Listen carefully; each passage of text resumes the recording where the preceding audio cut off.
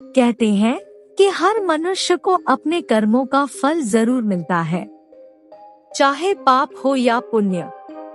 अच्छे कर्म करने पर पुण्य मिलता है, तो ठीक इसी तरह बुरे कर्म करने पर पाप या फिर पाप करने पर नरक भी भोगना पड़ता है।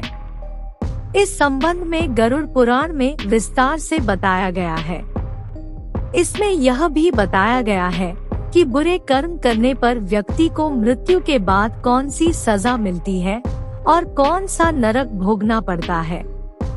आइए जानते हैं इस बारे में विस्तार से।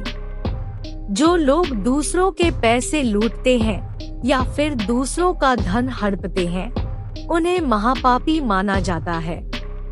मान्यता है कि ऐसे लोगों की मृत्यु के बाद यमदूत रस्सी से बांधकर उनको नरक में ले जाते हैं और इतना मारते हैं कि वे पिटते पिटते बेहोश हो जाते हैं और फिर होश में आने पर उन्हें फिर मारा जाता है।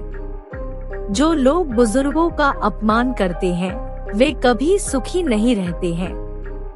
उनको अपने किए की सजा इस जन्म में ही मिल जाती है, वहीं मरने के बाद भी उन्हें नरक भोगना पड़ता है।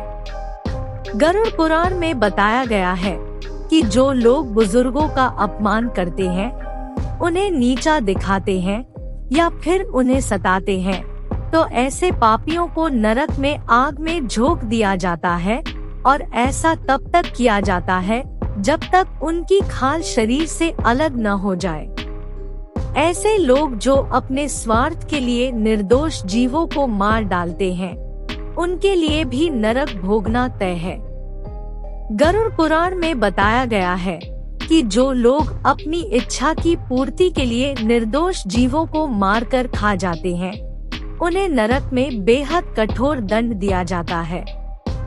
ऐसे पापियों बड़े बड़े कड़ाहों में गरम तेल डालकर तला जाता है। कहते हैं ऐसे पति पत्नी जो एक दूसरे के साथ केवल तब तक रहते हैं जब तक एक दूसरे की जरूरत है, या फिर केवल तब तक साथ रहते हैं जब तक एक दूसरे के पैसे का उपभोग कर सके, ऐसे पति और पत्नी को मृत्यु के बाद नरक भोगना पड़ता है।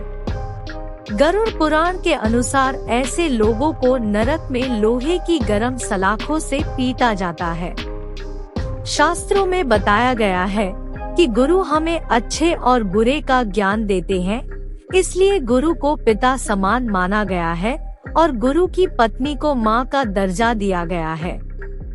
गुरु की पत्नी के बारे में बुरा सोचने वाले महापापी कहलाते हैं। ऐसे लोगों को मरने के बाद जयंती नामक नरक भोगना पड़ता है। वहीं जो लोग दूसरे के पति या फिर पत्नी पर गलत नजर डालते हैं, मरने के बाद नरक में उनके अंगों पर पिघला हुआ लोहा डालकर उनको पीटा जाता है। गरुड़ पुराण में बताई गई धर्म कर्म की बातों में यह भी कहा गया है कि जो लोग जानवरों की बलि चढ़ाने के बाद उनके मांस का सेवन करते हैं, ऐसे लोगों को नरक में लाकर जानवरों के बीच में ही छोड़ दिया जाता है।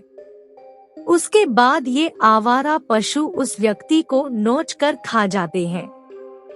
ऐसे लोग जो महिलाओं से वादा करके उनके साथ गलत काम करते हैं या फिर उनका फायदा उठाते हुए उनका धन लूटते हैं, ऐसे लोगों को शास्त्रों में जानवरों के समान माना गया है।